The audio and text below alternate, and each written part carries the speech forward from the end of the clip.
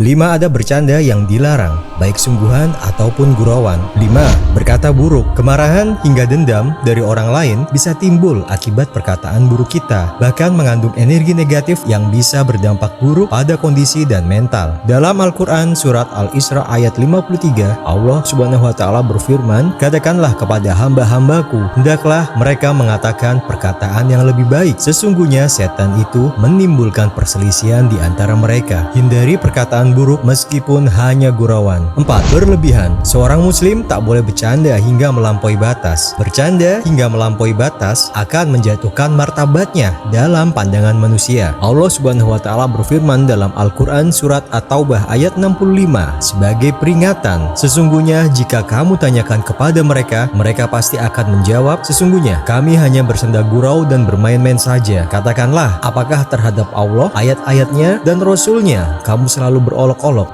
3. Menakut-nakuti. Dalam sebuah hadis, Rasulullah bersabda, "Tidak halal bagi seorang muslim membuat takut muslim yang lain." Hadis riwayat Abu Daud. Dalam hadis muttafaqun alaih, Rasulullah bersabda, "Tidak boleh salah seorang dari kalian mengacungkan kepada saudaranya, karena dia tidak tahu, bisa jadi setan menghempaskannya dari tangannya hingga dia jatuh ke dalam jurang neraka." 2. Berbohong. Kebiasaan berbohong dapat menjauhkan si pelakunya dari keimanan. Nabi Muhammad SAW menyatakan bahwa dosa berdusta mengiringi dosa syirik dan durhaka kepada orang tua. Hal ini sebagaimana hadis Rasulullah SAW, "Sesungguhnya aku juga bercanda, namun aku tidak mengatakan kecuali yang benar." Hadis riwayat Tabrani. Dalam hadis nada, Rasulullah juga bersabda, "Celakalah seorang yang berbicara dusta untuk membuat orang lain tertawa. Celakalah ia." Hadis riwayat Abu Dawud. 1. Adab bersenda gurau. Diriwayatkan dari Al-Hasan radhiyallahu anha, seorang nenek tua mendatangi Nabi Muhammad SAW. Nenek itu berkata, "Wahai Rasulullah, berdoalah kepada Allah agar memasukkanku ke dalam surga." Nabi Muhammad pun menjawab, "Sesungguhnya surga tidak dimasuki oleh nenek tua." Nenek tua itu lantas pergi sambil menangis. Nabi Muhammad langsung berkata, "Kabarkanlah kepadanya bahwa wanita tersebut tidak akan masuk surga dalam keadaan seperti nenek tua." Dalam surat Al-Waqiah ayat 36-37 yang artinya, "Sesungguhnya kami menciptakan mereka, bidadari-bidadari itu, secara langsung. Lalu kami jadikan mereka gadis-gadis perawan yang penuh cinta lagi sebaya umurnya." Rasulullah memberikan rambu-rambu yang harus dipatuhi ketika bersenda gurau agar menuai keberkahan dan pahala. Wallahu a'lam bishawab.